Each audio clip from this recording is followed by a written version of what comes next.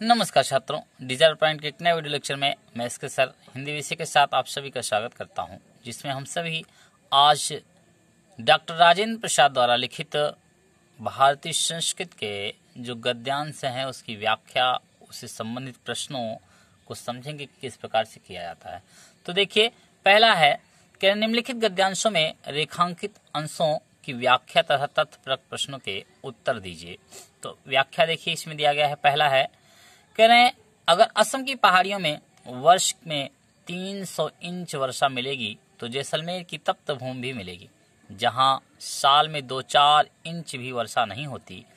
कोई ऐसा अन्न नहीं जो यहाँ उत्पन्न ना किया जाता हो, कोई ऐसा फल नहीं जो यहाँ पैदा नहीं किया जा सके, कोई ऐसा खनिज पदार्थ नहीं जो यहाँ के भूगर्भ में न पाया जाता हो, और न कोई ऐसा वृक्ष अथवा जानवर है जो यहाँ फैले हुए जंगलों में ना मिले। यदि इस सिद्धांत को देखना हो तो वातावरण के प्रभाव का असर इंसान के रहन सहन, खान पान, वेशभूषा, शरीर और मस्तिष्क पर पड़ता है, तो उसका जीता जागता प्रमाण भारत में बसने वाले भिन्न भिन्न प्रांतों के लोग देते हैं। तो इससे संबंधित जो आपके प्रश्न हैं, सबसे पहला प्रश्न ये है कि जो रेखांकित अंश है या रेखांकित गद्यांश है, इसका संदर्भ व्याख्या देखिए। आप प्रश्न को देख लीजिए, आप किताब में दिया गया है। तो देखिए, कह रहे हैं उपयुक्त गद्यांश का संदर्भ लिखिए। तो देखिए, संदर्भ किस प्रकार से लिखा जाएगा, हम आपको लिख करके दिखा रहे हैं। तो देखिए, कह रहे हैं कि अब सबसे पहले जब आप लिखेंगे व्याख्या, जब आप करेंगे, जिस 2 गद्यांश आपके पेपर में दिए जाते हैं उसमें से एक आपको करना होता है, तो आपके लिए अच्छाई ये होगी, सबसे अच्छा ये होगा कि आप सबसे पहले अनुवृत्ति लिखिए, मतलब कहाँ से कहाँ तक आपको करना है। इससे क्या होगा, एग्जामिनर जो होगा उसे आसानी होगी जो है कि कौन सा बच्चे ने किया है देखने में। तो देखिए, कह रहे हैं कि प्रस्तुत गद्यावतरण हमारी पाठ्य पुस्तक हिंदी के भारतीय संस्कृत नामक शीर्षक से अवतरित है। इसके लेखक प्रसिद्ध शिक्षा शास्त्री एवं राजनीतिज्ञ डॉक्टर राजेंद्र प्रसाद हैं। तो इस प्रकार से ये आपका जो है क्या हुआ, निम्नलिखित का गद्यांश।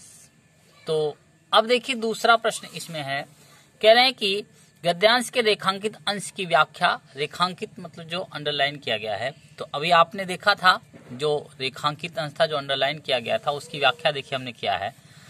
कह रहे हैं कि वातावरण के प्रभाव का असर मनुष्य के रहन सहन, खान पान, वेशभूषा, शरीर और दिमाग पर पड़ता है, तो उसका जीता जागता प्रमाण भारत में रहने वाले अलग अलग राज्यों के लोग देते हैं। तो इस प्रकार से आपका ये दूसरा, मतलब जितनी दूर अंडरलाइन किया गया था उतने की ही व्याख्या है।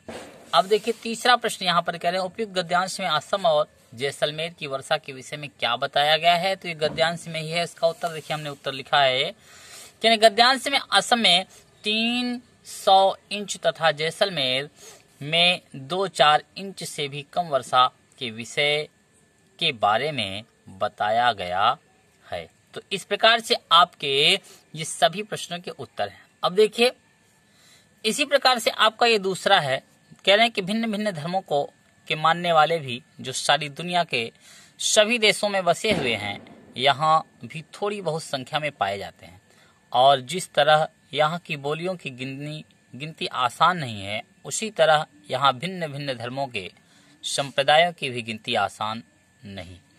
इन विभिन्नताओं को देखकर यदि अपरिचित आदमी घबरा करके कह उठे कि यह देश नहीं अनेक देशों का एक समूह है, तो यह एक जाति नहीं अनेक जातियों का समूह है, तो इसमें आश्चर्य की कोई बात नहीं होगी। तो अब देखिए, कह रहे हैं, अब इससे संबंधित जो प्रश्न नीचे दिए गए हैं देख लीजिए, ऐसे ही हम आपको बता रहे हैं, आप अपनी कॉपी में नोट कर लीजिएगा। तो देखिए, कह रहे हैं कि उपयुक्त गद्यांश का संदर्भ भी हमने संदर्भ आपको लिख करके बताया था, तो फिर से सुन लीजिए। प्रस्तुत गद्यावतरण हमारी पाठ्य पुस्तक हिंदी के भारतीय संस्कृत नामक शीर्षक से अवतरित है। इसके लेखक प्रसिद्ध आत्मकथा लेखक डॉक्टर राजेंद्र प्रसाद हैं। तो अब देखिए, दूसरे में कह रहे हैं गद्यांश के रेखांक अंश की व्याख्या कीजिए। तो जितना आपको ये दिया गया है अंडरलाइन, उतने की ही व्याख्या करना है। कह रहे हैं कि इस विभिन्नताओं को देख करके, मतलब भारत में जितने भी धर्म हैं, जितने भी संप्रदाय हैं, इन सब में जो विभिन्नता देखने को मिलती है, इसे देखकर कोई अपरिचित आदमी घबरा करके यह कहेगा कि यह कोई देश नहीं बल्कि अनेक देश का एक समूह है। यह एक जाति नहीं, अर्थात यहाँ एक जाति नहीं रहती बल्कि अनेक जाति के समूह रहते हैं, तो इसमें कोई आश्चर्य की बात नहीं होगी। तो इस प्रकार से इतने की आपको व्याख्या करनी थी। तो इस प्रकार से आपकी ये व्याख्या हुई। अब कह रहे हैं उपयुक्त गद्यांश में भारत में की बोलियों एवं संप्रदायों के विषय में क्या बताया गया है। तो कह रहे हैं कि उपयुक्त गद्यांश में भारत की बोलियों एवं संप्रदायों के विषय में ये बताया गया है कि जिस प्रकार से भारत में बोलियों की गिनती करना आसान नहीं है, उसी तरह यहाँ के संप्रदायों की भी गिनती करना आसान नहीं है। तो इस प्रकार से आपके एक ख के उत्तर हुए। अब आप गा वाला देखिए। कह रहे हैं कि यहाँ केवल एक काव्य की भावना नहीं है बल्कि एक ऐतिहासिक सत्य है जो हजारों वर्षों से अलग अलग अस्तित्व रखते हुए अनेक जलप्रपातों और प्रवाहों का संगम स्थल बन करके एक प्रकांड और प्रगाढ़ सागर के रूप में भारत में व्याप्त है, जिसे भारतीय संस्कृत का नाम दे सकते हैं। इन अलग अलग नदियों के उद्गम भिन्न भिन्न हो सकते हैं और रहे हैं। इनकी धाराएं अलग अलग बही हैं और प्रदेश के अनुसार विभिन्न प्रकार के अन्न और फल फूल उत्पन्न करती रही हैं, पर बस में एक ही शुद्ध, सुंदर, स्वस्थ और शीतल जल बहता रहा है जो उद्गम और संगम में एक ही हो जाता है। तो अब देखिए इसका संदर्भ। तो अब इसको देखिए, संदर्भ इस प्रकार से भी लिख सकते हैं कि प्रस्तुत गद्यावतरण प्रसिद्ध आत्मकथा लेखक या प्रसिद्ध शिक्षा शास्त्री या प्रसिद्ध राजनीतिज्ञ डॉक्टर राजेंद्र प्रसाद द्वारा लिखित भारतीय संस्कृत नामक शीर्षक से अवतरित है या भारतीय संस्कृत नामक शीर्षक से उद्धृत है। तो इस प्रकार से इसका संदर्भ हुआ। अब आगे देखिए, आपका गद्यांश के रेखांकित अंश की व्याख्या कीजिए। तो व्याख्या में आपको इतने की व्याख्या करना है। कह रहे हैं कि यह केवल एक काव्य की भावना नहीं, मतलब ये जो भावना है यह केवल एक काव्य की भावना नहीं है कि हाँ काव्य में ये लिख दिया गया है वहां पर भाव आया, बल्कि कह रहे हैं यह ऐतिहासिक सत्य है। यह इतिहास सत्य है कि हजारों वर्ष से अलग अलग अस्तित्व रखते हुए भी अनेक जलप्रपात, अनेक झरने और प्रवाह का संगम स्थल बनकर के एक प्रकांड और प्रगाढ़ सागर के रूप में भारत में व्याप्त है। कह रहे हैं कि जिसे भारतीय संस्कृत का नाम दे सकते हैं, अर्थात कह रहे हैं कि यह ऐतिहासिक सत्य है कि हजारों वर्षों से सभी भारत के अलग अलग राज्य अपने अपने अलग अलग अस्तित्व रखते हुए भी अनेक झरनों के जिस प्रकार से अनेक झरने जो है मिलकर के सागर में एक हो जाते हैं, उसी प्रकार से भारत में अनेक धर्मों के लोग अपना अलग अलग अस्तित्व रखते हैं, फिर भी वे एक संगम अर्थात एक भारत देश में मिल जाते हैं और इसी को हम लोग भारतीय संस्कृत कहते हैं। तो आगे देखिए, कह रहे हैं उपयुक्त गद्यांश के आधार पर भारतीय संस्कृत की एक विशेषता बताइए। तो उपयुक्त गद्यांश के आधार पर भारतीय संस्कृत की विशेषता यह है कि भारत में अलग अलग अस्तित्व रखने वाले लोग भी हैं, लेकिन इन सब की राष्ट्रीयता एक है, वह क्या है? भारतीयता। तो भारत में राष्ट्रीय एकता, वही कह रहे हैं कि उपयुक्त गद्यांश के आधार भारतीय संस्कृत की एक विशेषता। तो उपयुक्त गद्यांश के आधार पर भारतीय संस्कृत की एक विशेषता अनेकता में एकता है। आगे देखिए, घा। आज हम इसी निर्मम, शुद्ध, शीतल और स्वस्थ अमृत की तलाश में हैं। हमारी इच्छा, अभिलाषा और प्रयत्न यह है कि वह इन सभी अलग अलग बहती हुई नदियों में अभी भी उसी तरह बहता रहे और उसको वह अमृत देता रहे जो जमाने के हजारों थपेड़ों को बर्दाश्त करता हुआ भी आज हमारे अस्तित्व को कायम रखे हुए है और रखेगा। अब देखिए, उपयुक्त का संदर्भ फिर वही संदर्भ होगा आपका प्रस्तुत गद्यावतरण हमारी पाठ्य पुस्तक हिंदी के भारतीय संस्कृत नामक शीर्षक से उद्धृत है। इसके लेखक प्रसिद्ध शिक्षा शास्त्री एवं राजनीतिज्ञ डॉक्टर राजेंद्र प्रसाद हैं। अब गद्यांश के रेखन अंश की व्याख्या कह रहे हैं कि जो जमाने के हजारों थपेड़ों को बर्दाश्त, मतलब जमाने के जो हजारों कष्टों को बर्दाश्त करता हुआ भी आज अस्तित्व अपना बना करके रखा हुआ है और भविष्य में भी रखेगा, वही हमारा भारत देश है। क्योंकि बहुत प्राचीन काल से ही भारत पर अनेक विदेशी आक्रांता आए और बहुत लूटे भारत को, फिर भी भारत को मिटा नहीं पाए। इसीलिए जो है कहा भी जाता है, इकबाल की एक लाइन है जो है, सदियों रहा है दुश्मन दौरे जहां हमारा, कुछ बात है कि हस्ती मिटती नहीं हमारी। तो आज तक हमारे देश की हस्ती मिटी नहीं है। तो आगे देखिए, बहरहाल कहने उपयुक्त गद्यांश के अनुसार हमारी इच्छा और प्रयत्न क्या है। तो कह रहे हैं कि उपयुक्त गद्यांश के अनुसार हमारी इच्छा और प्रयत्न यही है कि जिस प्रकार से जो है भारत में अलग अलग नदियां बहती हैं और बह करके फिर जो है बहते बहते क्या करती हैं, एक जो है सागर में मिल जाती हैं और वे क्या करती हैं, उन सब को जो है अमरत्व देती हैं, अमरता का दान देती हैं। तो भारत की भी यही इच्छा है। मतलब उपयुक्त गद्यांश के अनुसार हमारी इच्छा और प्रयत्न यह है कि जो अलग अलग धर्म के लोग हैं वे आपस में मिल बांट करके मानवता का पाठ पढ़ें और मानवता को आगे बढ़ाएं, मानवता को अमर करें। आगे देखिए, अगला कह रहे हैं कि यह एक नैतिक और आध्यात्मिक स्रोत है जो अनंत काल से प्रत्यक्ष या अप्रत्यक्ष रूप से संपूर्ण देश में बहता रहा है और कभी कभी मूर्त होकर के हमारे सामने आता रहा है। यह हमारा सौभाग्य रहा है कि हमने ऐसे ही मूर्त रूप को अपने बीच चलते फिरते हंसते रोते भी देखा है, और जिसने अमरत्व की स्मृति दिला करके हमारी सूखी हड्डियों में नई मज्जा डाल हमारे मृत पाए शरीर में नए प्राण फूके हैं और मुरझाए हुए दिलों को फिर खिला दिया है, वह अमृत सत्य और अहिंसा का है, जो केवल इसी देश के लिए नहीं आज मानव मात्र के जीवन के लिए अत्यंत आवश्यक हो गया है। तो कहें उपयुक्त गद्यांश का संदर्भ वही रहेगा। फिर प्रस्तुत गद्यावतरण हमारी पाठ्य पुस्तक हिंदी के भारतीय संस्कृत नामक पाठ से या शीर्षक से अवतरित है। इसके लेखक प्रसिद्ध शिक्षा छात्री और राजनीतिज्ञ डॉक्टर राजेंद्र प्रसाद है। अब दूसरा प्रश्न है, गद्यांश के रेखांकन अंश की व्याख्या कीजिए। तो कह रहे हैं कि भारत देश या रहने वाले लोगों का यह सौभाग्य है कि हमें से ही मूर्त रूप अपने बीच चलते फिरते हंसते रोते भी देखा है और अमृत की स्मृति दिला करके हमारी सूखी हड्डियों में नई मज्जा डाल हमारे मृत पाए शरीर में नए प्राण फूके हैं, और जो हमारे मुरझाए हुए दिल हैं उन्हें फिर खिला दिया है।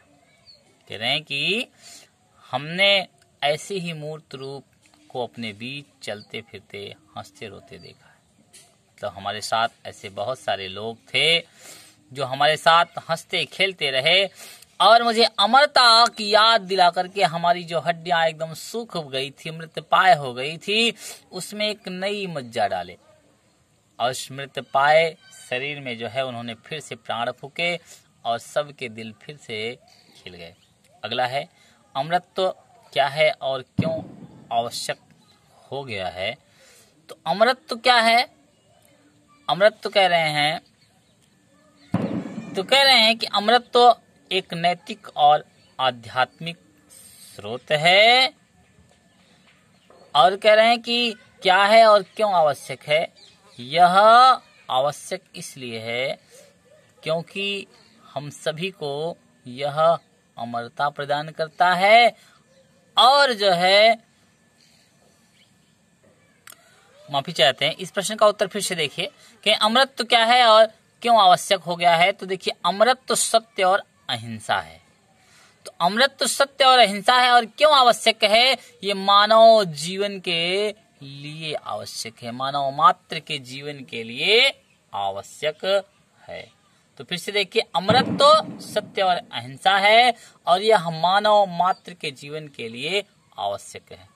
तो आगे अब देखिए, चा वाला आपका है, कह रहे हैं यदि व्यक्ति अपनी उन्नति और विकास चाहता है और यदि एक ही उन्नति और विकास दूसरे की उन्नति और विकास में बाधक हो तो संघर्ष उत्पन्न होता है और यह संघर्ष तभी दूर हो सकता है जब सबके विकास के पथ अहिंसा के हों।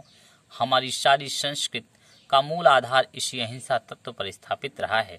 जहाँ जहाँ हमारे नैतिक सिद्धांतों का वर्णन आया है, अहिंसा को ही उसने मुख्य स्थान दिया गया है। अहिंसा का दूसरा नाम, दूसरा रूप त्याग और हिंसा का दूसरा रूप, दूसरा नाम स्वार्थ है, जो प्रायः भोग के रूप में हमारे सामने आता है। परंतु हमारी सभ्यता ने तो भोग को भी त्याग से निकाला है और भोग भी त्याग में पाया है। तो अब देखिए, उपयुक्त गद्यांश का संदर्भ वही होगा आपका प्रस्तुत गद्यावतरण हमारी पाठ्य पुस्तक हिंदी के भारतीय संस्कृत नामक शीर्षक से अवतरित है। इसके लेखक प्रसिद्ध आत्मकथा लेखक डॉक्टर राजेंद्र प्रसाद हैं। अब दूसरा है आपका रेखांकित अंश की व्याख्या कीजिए। तो रेखांकित अंश में कह रहे हैं कि अहिंसा का दूसरा नाम या दूसरा रूप त्याग है, मतलब हिंसा ना करना मतलब त्याग करना, और हिंसा का दूसरा रूप स्वार्थ है, मतलब जो हिंसा तब होती है जब मनुष्य स्वार्थ के वशीभूत होता है और अहिंसा तब करता है जब वह दूसरों के लिए कार्य करता है, तब उसमें हिंसा की भावना नहीं आती है। और कह रहे हैं कि जो प्रायः भोग के रूप में हमारे सामने आता है, जब हम ये सोचते हैं कि ये हमारा है और हम इसका उपभोग करेंगे, तभी क्या होता है, हिंसा का रूप धारण करता है। परंतु हमारी सभ्यता ने तो भोग भी त्याग के से निकाला है। भारतीय संस्कृति यह कहती है, भारतीय सभ्यता यह कहती है कि हम भोग भी त्याग के बल पर ही प्राप्त करें, और कह रहे हैं कि और भोग भी त्याग में पाया जाता है। तो इस प्रकार से आपका ये रेखांकित अंश की व्याख्या हुई। और देखिए, प्रश्न है अंतिम,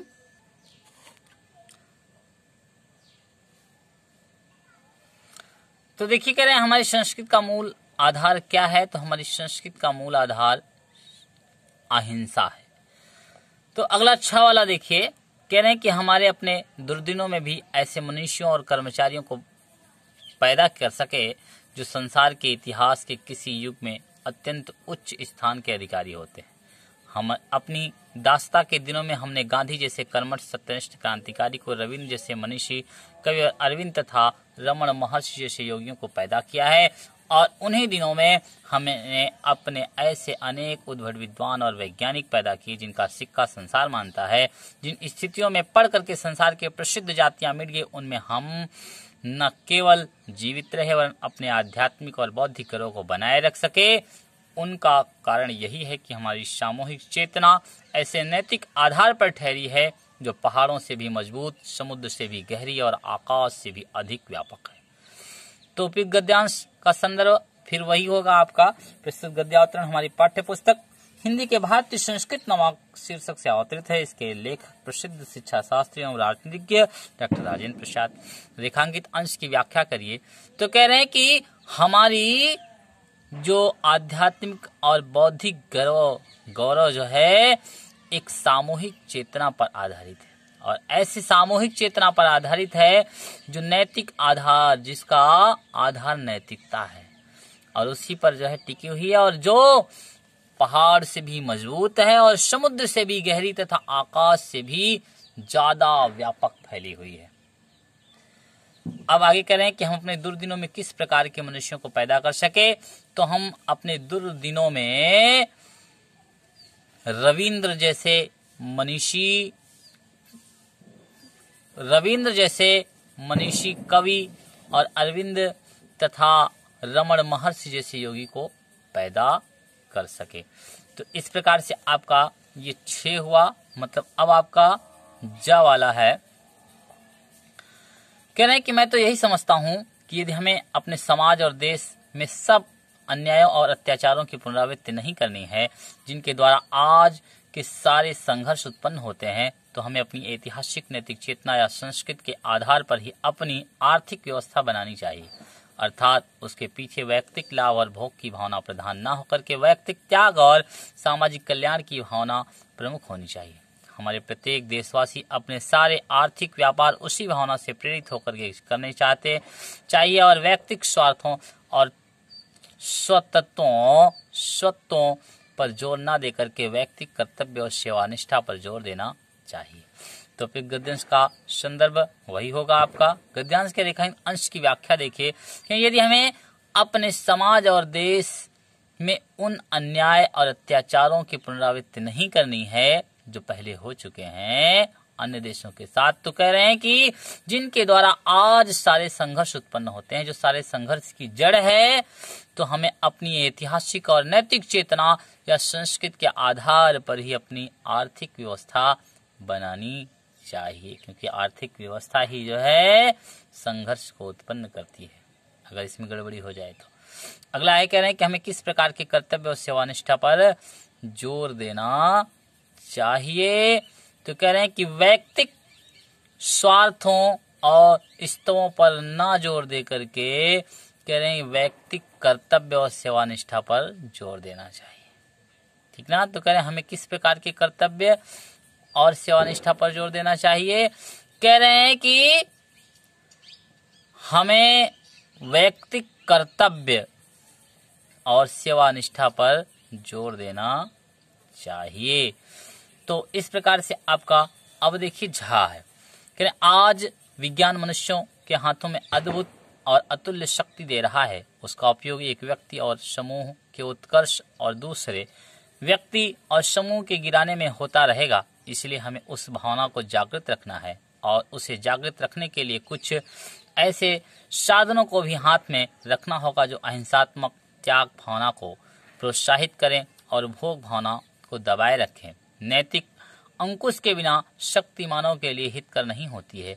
वह नैतिक अंकुश यह चेतना या भावना नहीं दे सकती है, वही उस शक्ति को परिमित भी कर सकती है और उसके उपयोग को नियंत्रित भी। तो गद्यांश का संदर्भ वही होगा, अभी ऊपर हमने बताया सबका।